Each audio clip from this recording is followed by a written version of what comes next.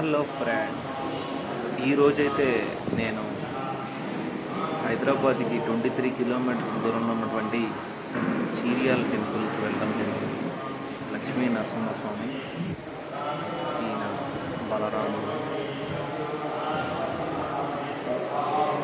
రామ అవతారం, వామన అవతారం. చాలా బాగుంది, తప్పకుండా విజిట్ చేయండి.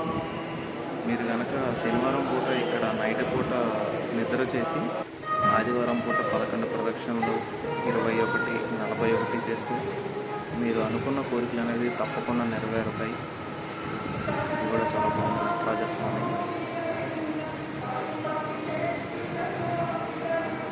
తప్పకుండా విజిట్ చేయండి.